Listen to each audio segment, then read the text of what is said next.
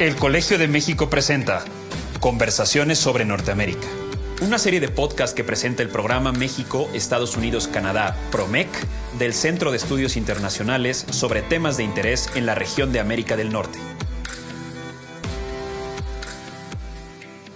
La llegada de Joe Biden a la presidencia de Estados Unidos trajo consigo enormes expectativas en términos de política migratoria, un ámbito de políticas públicas en el que Biden prometió dar un giro decisivo con respecto a su predecesor, Donald Trump. Sin embargo, cerca de los 100 días desde el inicio de su gobierno, la política migratoria parece no haber cambiado tanto. Y hoy queremos entender por qué.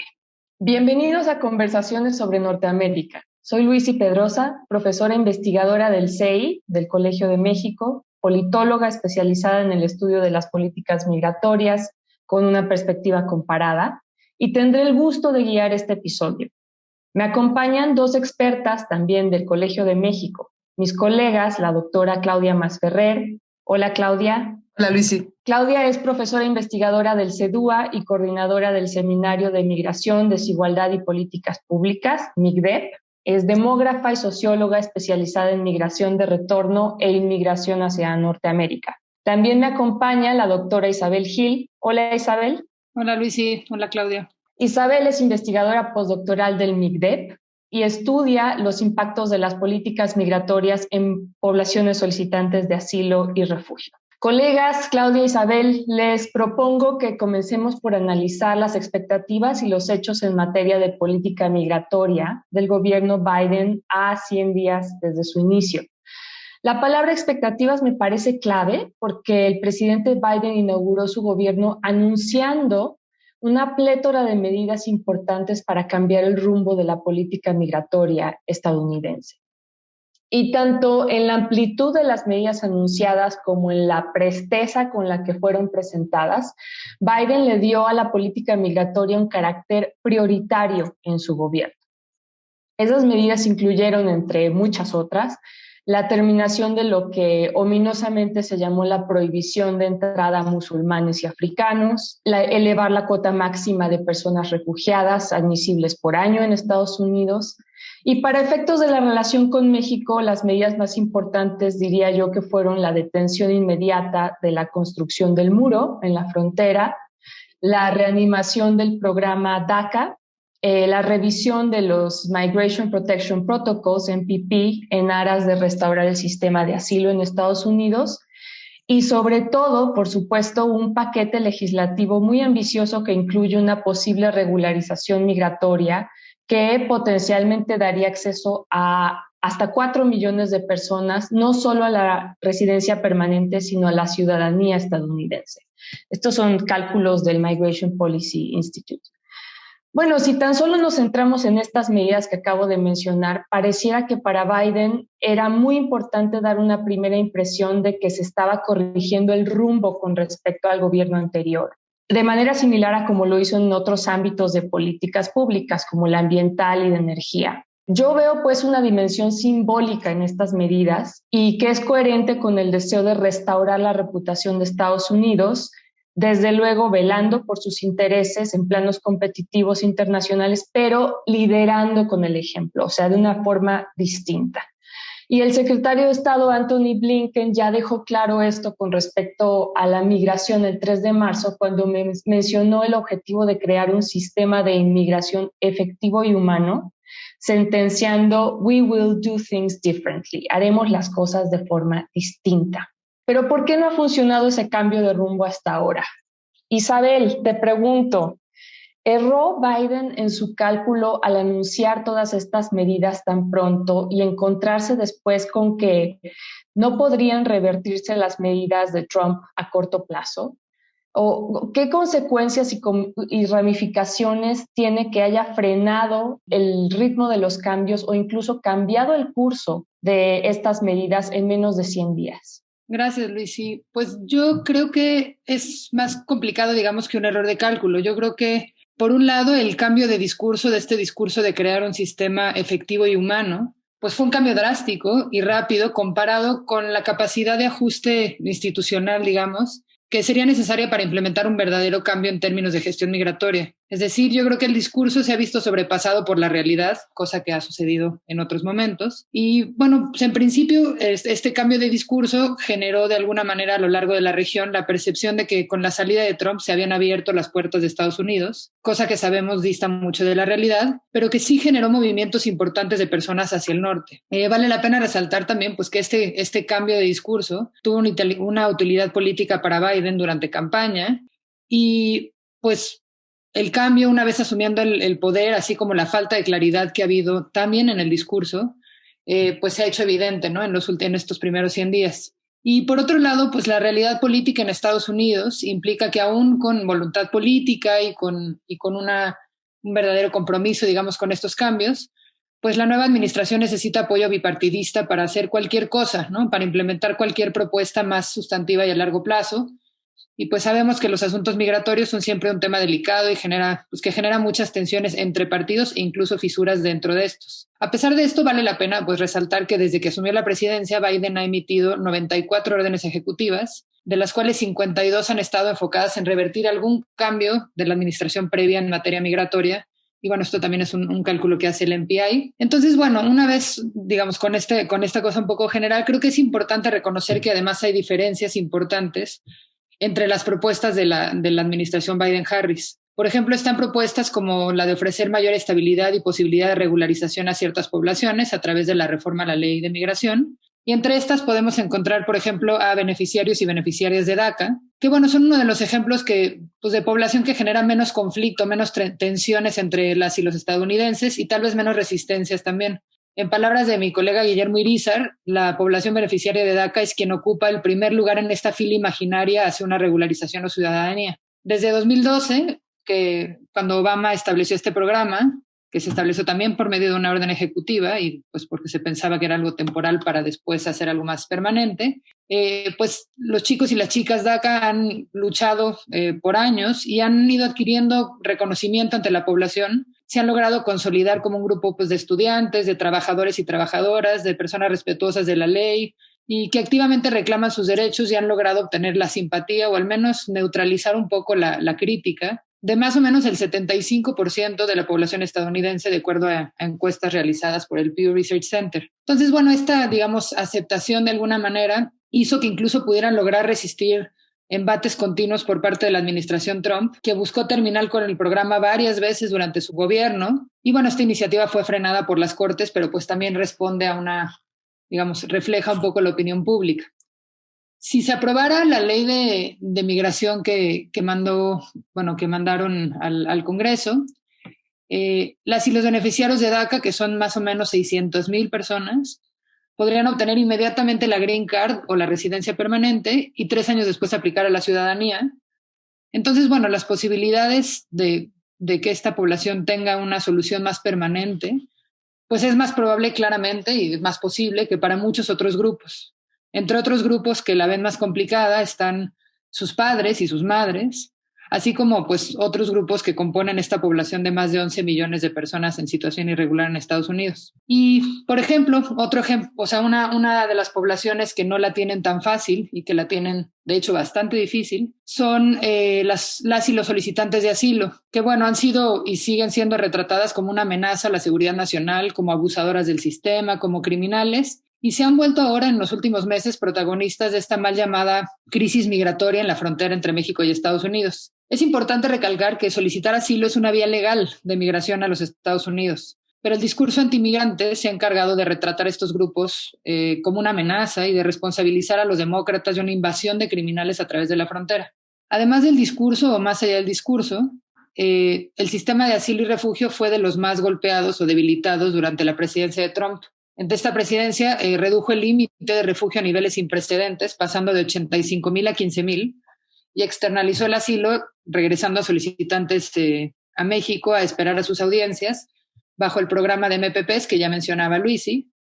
Y bajo este programa regresaron más de 70,000 personas a esperar en México por casi 2 años, en algunas de las ciudades más peligrosas del país, mismas que el gobierno estadounidense recomienda evitar a toda costa.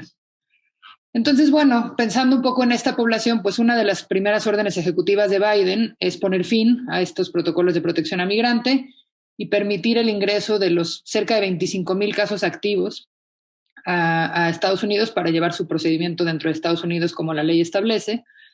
Sin embargo, más allá de estos casos activos de MPP, la nueva administración no ha dado información suficiente sobre qué va a pasar con nuevos procedimientos de asilo, ni sobre los cambios que habrá para mejorar estos procesos, reducir tiempos de espera y reformar algunos de los supuestos tras la protección internacional, por ejemplo, la inclusión de persecución por razones de género, por violencia de pandillas. Y al contrario, las personas solicitantes de asilo siguen siendo retornadas bajo Título 42, que es una política que alude a la emergencia sanitaria como excusa para, digamos, expulsar inmediatamente personas. Se han lanzado campañas de no salgas de tu lugar de origen, se han establecido acuerdos para aumentar la vigilancia fronteriza y la contención migratoria, y pues en estos ha participado varios países de la región, México incluido. Entonces, bueno, creo que es claro que en este respecto hay más resistencia que en el caso de los DACA, por ejemplo, a un cambio de fondo, y las posibilidades de un sistema de asilo más amigable en un futuro cercano pues son mucho menores. En resumen, creo que más que un error de cálculo, hace falta pensar en la necesidad de soluciones permanentes, de cambios institucionales profundos y pues de una reforma en todos sentidos al sistema migratorio y de asilo en los Estados Unidos. Yo creo que el gobierno de Biden elaboró un diagnóstico acertado, es decir, no es una falta de conocimiento, y pues planteó algunas posibilidades de cambio reales, pero su implementación pues todavía está muy lejos de completarse a 100 días de asumir el poder. Muchas gracias, Isabel, por este espléndido panorama que nos dibujas de qué podemos esperar que se mueva más o menos pronto y en qué sentido entre estas muchas medidas que anunció Biden en materia migratoria. Realmente queda muy claro qué podemos esperar que mejore y que realmente, donde los pronósticos no son tan optimistas. Claudia, ahora quisiera preguntarte a ti sobre las estimaciones de la migración actual. Hay un número creciente de detenciones en Estados Unidos en los últimos meses, en las últimas semanas, de lo cual se estima que hay un número creciente de intentos de llegada a Estados Unidos. Yo sé que eres muy cauta en igualar lo uno con lo otro y en definitiva eres una de las voces críticas respecto a tildar a esta situación como una crisis. Explícanos en qué medida lo que estamos observando es resultado de un efecto llamada por las políticas migratorias anunciadas por Biden y en qué medida se trata más bien de un fenómeno estructural casi constante y dinámico. Gracias, Luisi. Pues quizás retomaría algo que mencionó Isabel hace rato indirectamente, pero que creo que es muy explícito, y es que en realidad en cuestiones de política migratoria siempre es importante la política alrededor de la migración y las discusiones políticas que existen en nuestros países. Entonces, yo he sido cauta, como dices tú, en llamar crisis a lo que estamos viviendo, porque normalmente cuando uno piensa en una crisis, pues supone un punto de quiebra futuro, y la verdad es que si uno hace un recuento de las llamadas crisis que hemos vivido en la última década y pensamos, por ejemplo, en lo que ocurrió en 2014, en 2018, 2020, 2021, uno no puede vivir 5 crisis en una década si no hay un cambio, ¿no? Y lo que ocurre es que, digamos, creo yo, es que cuando uno piensa en una crisis, entonces pareciera que hay que actuar en el corto plazo, ¿no? Y en realidad esta situación migratoria que vivimos es una situación de largo plazo, y ahí lo que tú preguntabas, si es un fenómeno estructural, constante, dinámico, todo es cierto. La migración desde México y Centroamérica responde a fenómenos sociales, políticos, culturales, económicos, familiares. Creo que es bastante iluso pensar que la gente migra porque percibe un panorama político un poco más promisorio para que haya un cambio de política migratoria que realmente, digamos, conduzca a una ciudadanía. Yo creo que es cierto que hay una población que espera eso, pero de ahí a que simplemente sea un efecto llamada, pues no es cierto. Ahora, sí hemos visto un incremento de las aprehensiones en la frontera de México con Estados Unidos desde los meses de junio y julio de 2020, después de un primer trimestre post la declaración de la pandemia. Y también hemos visto un aumento de deportaciones, remociones desde Estados Unidos y desde México, ¿no? Desde el segundo semestre también del 2020. Y uno puede pensar que pues, el intento por llegar a Estados Unidos en tiempos de pandemia no se detuvo completamente. Evidentemente, las fronteras estaban cerradas y la situación en nuestros países, los llamados de quedarse en casa, pues hicieron que la movilidad se redujera, pero no habría forma de pensar que eso iba a delimitar todos los intentos de emigrar. Sí creo que estamos en una situación que se puede manejar y ahí es importante, creo yo, que pensemos en los números. Ahora, si pensamos que es una crisis y se dedican recursos para atender la situación, entonces estamos en una situación ventajosa y virtuosa. Pero si pensamos que es una crisis y entonces estas discusiones políticas en nuestros países limitan cualquier posibilidad de acción, entonces la connotación de la crisis pues, digamos, es perjudicial, ¿no?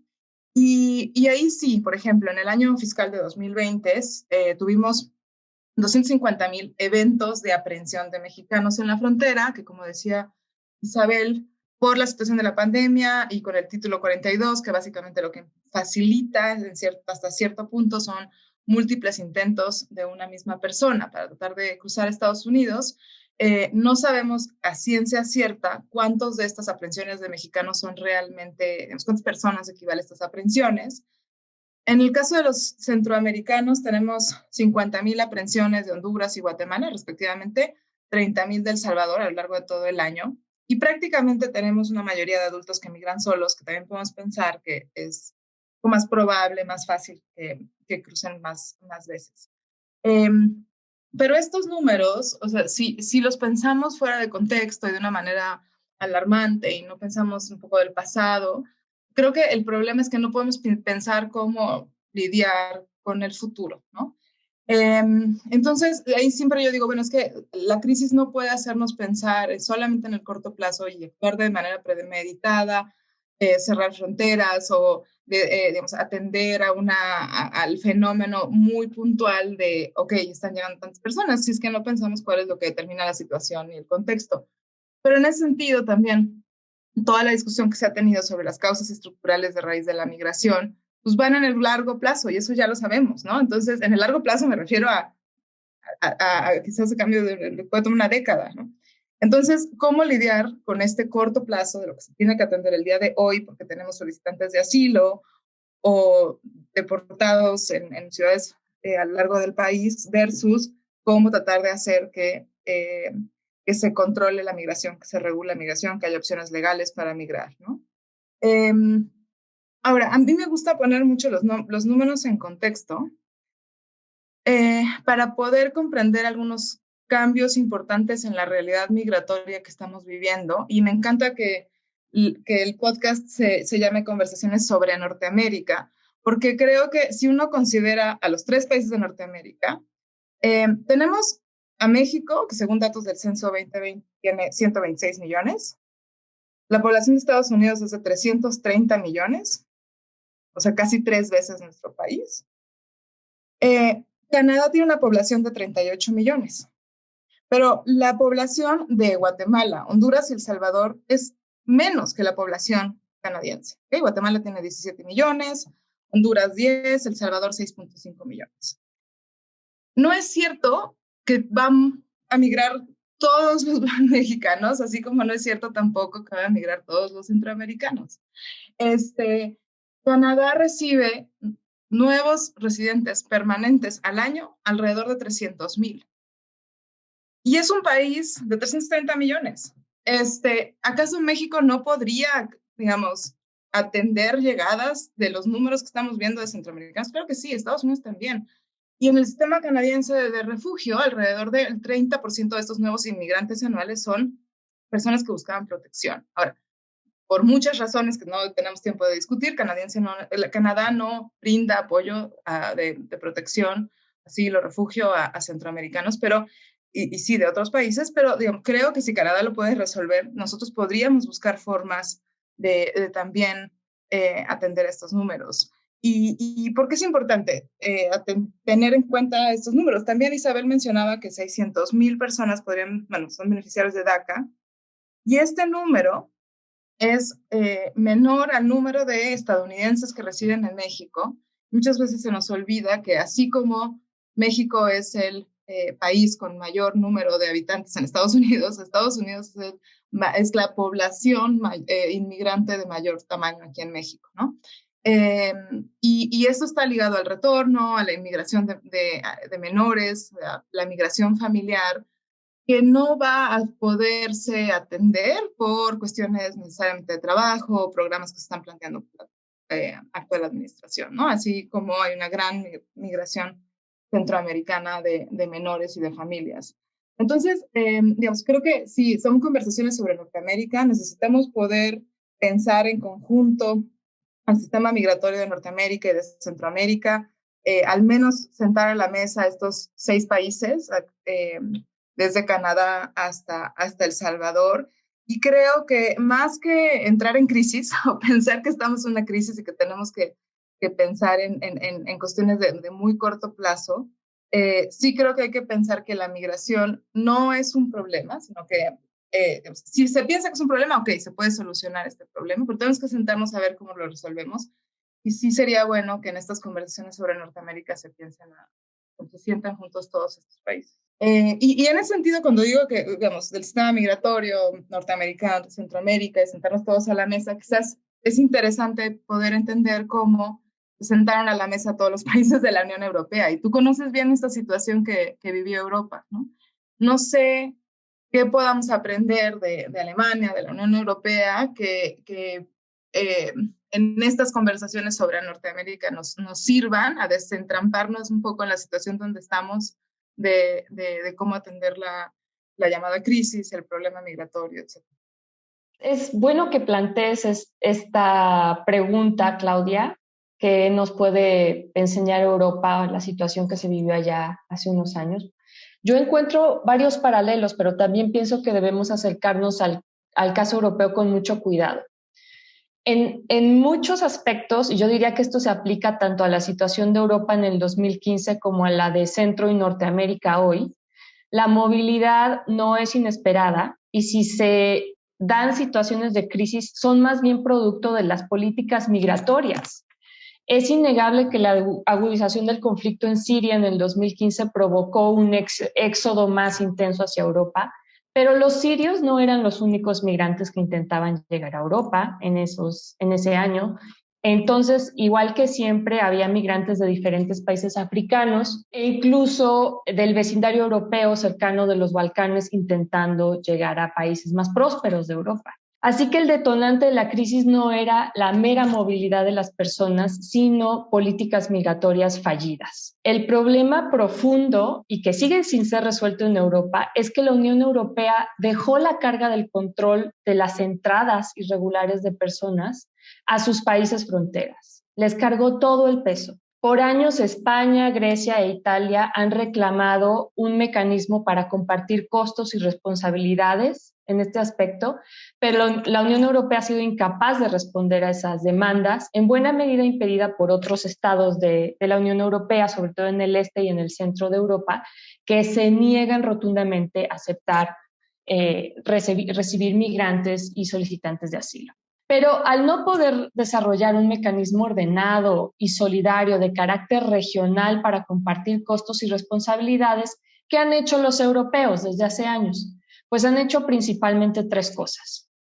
1, han fortalecido su agencia de control fronterizo, Frontex, en el plano retórico, por supuesto, diciendo que se tratará de salvar vidas, impidiendo que embarcaciones endebles se hagan a la mar, pero definitivamente lo que hacen es disuadir a migrantes y dificultar el paso de las embarcaciones, con lo cual yo diría que son copartícipes de un gran número de muertes en el Mediterráneo. 2, han gastado mucho los países europeos en los mal llamados fondos de cooperación para el desarrollo para combatir causas de raíz. Y digo mal llamados porque buena parte de esos fondos se destina a infraestructura fronteriza y de control, que para mí poco tiene que ver con el desarrollo de un país o la creación de oportunidades en el origen.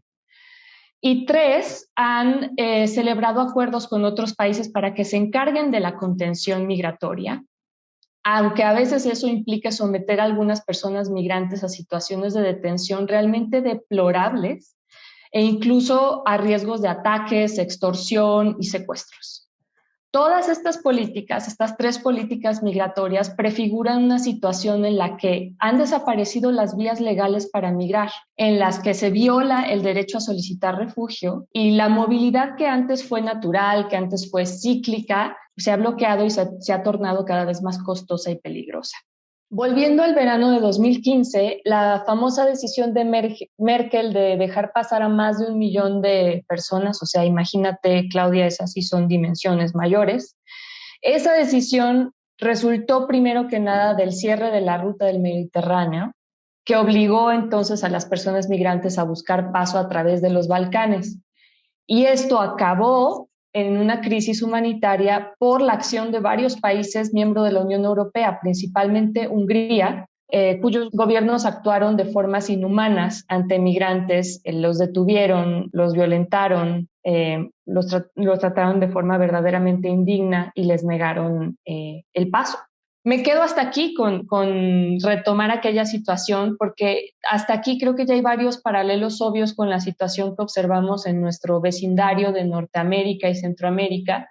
Y me duele decir que lejos de representar un modelo positivo de gestión migratoria, Europa más bien demuestra por qué la política migratoria no debe reducirse a las políticas de control fronterizo y de paso de personas. Para que la política migratoria funcione, es importante observar con serenidad el fenómeno migratorio en toda su complejidad y comprender que no depende solamente de las condiciones en el lugar de origen o de las llamadas causas raíz de la migración. Una política migratoria eficaz tiene que ser capaz de observar fríamente la composición de la población migrante para poder acoplarla con sensatez a las necesidades que existen en las sociedades receptoras y haciendo uso de las varias dimensiones y varias herramientas de la política migratoria, más allá del control fronterizo. Y esas dimensiones o herramientas son por lo menos 4, más allá del control fronterizo. La protección humanitaria, según está definida en las normas internacionales y también según está definida por las tradiciones de asilo de cada país. La migración laboral, tanto en sus modalidades duradera como temporal o circular. La movilidad profesional. Y finalmente, las políticas de integración y de acceso a la nacionalidad. Todas estas son políticas migratorias. Y para darles un ejemplo positivo de políticas, por ejemplo, de integración de migrantes, déjenme contarles cómo Alemania solucionó aquella llegada de 1 millón de personas en el espacio de unas cuantas semanas. Lo hizo con políticas de integración. Aunque la burocracia alemana, generalmente conocida por su rigidez y eficiencia, se vio rebasada en un primer momento por la llegada de esas personas y no hubo control ante la llegada de esas personas, no se les registró, no se les podía rastrear, no se sabía quién entraba ni salía. Lo cierto es que llamar crisis a lo que sucedió permitió al Estado liberar recursos para que rápidamente los gobiernos de diferentes niveles se coordinaran. Y así fue posible convocar a diferentes sectores de la sociedad, el sector educativo, el industrial, cámaras de comercio, asociaciones profesionales, sociedad civil, e invitarlos a sumarse al esfuerzo de integrar rápidamente a esas personas. O sea, había un objetivo muy, muy claro y se liberaron recursos para cumplirlo. Hoy, a 5 años, más de la mitad de esas personas que llegaron entre 2015 y 2016 ya se integró al mercado laboral, lo cual es un éxito rotundo que no tiene paralelo en el mundo porque estamos hablando de población admitida como por razones humanitarias o como refugiados propiamente dicho y que no fue admitida para llenar huecos en el mercado laboral. Lo cierto es que con el esfuerzo de muchos sectores de la sociedad se logró precisamente eso, que población admitida como refugiada fuera integrada al mercado laboral ahí donde hacía falta, inyectando recursos a los sistemas fiscal y de bienestar, lo cual urgía a la sociedad alemana que está muy envejecida. Todo esto arroja ya varias lecciones. En primer lugar, que como tú decías, Claudia, tenemos que ser escépticos ante el uso y el abuso del término crisis y ver quién lo emplea y para qué. Igual que tú, yo creo que la única ventaja de emplear este término en ciertos contextos es que a veces sirve para justificar la liberación de recursos de forma inmediata y para crear sistemas de atención integral que nos ayuden a solucionar cuellos de botella. Sin embargo, la mayoría de las veces el uso y el abuso del término crisis permite a ciertos actores de la derecha popularizar la idea de que un país está siendo amenazado.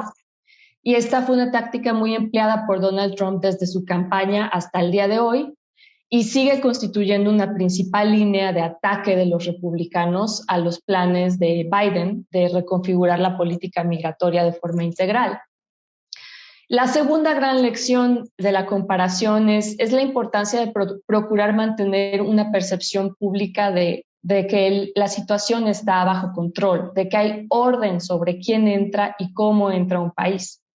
Sin duda, el desorden que reinó en Alemania, aunque durara solo unos meses, le costó muchísimo a Angela Merkel en términos políticos. Y por ello también yo diría que para que Biden pueda mover su ambiciosa agenda migratoria, el reto más grande para su gobierno es transmitir aplomo y confianza en que la gestión de la migración será exitosa y socializar la idea de que la migración no es un problema y no tiene por qué prefigurar una situación de crisis, sino que en todo caso constituye un desafío, pero que como tú nos ayudabas a dimensionar la situación, Claudia, no tiene por qué ser un reto mayor para Estados Unidos. Es un país con las estructuras políticas, con la economía suficiente para ser capaz de resolver ese desafío y para permitirse que la migración llegue a vigorizar su economía e incluso a remediar problemas que existen en la sociedad estadounidense. Y esa sería mi manera de responder a tu comparación con Europa, Claudia. Me emociona decir que esta y otras ideas en las que estamos trabajando Isabel, Claudia y otros 6 investigadores del Colegio de México quedarán plasmadas en nuestro proyecto La intersección de la política exterior y la política migratoria en el México de hoy.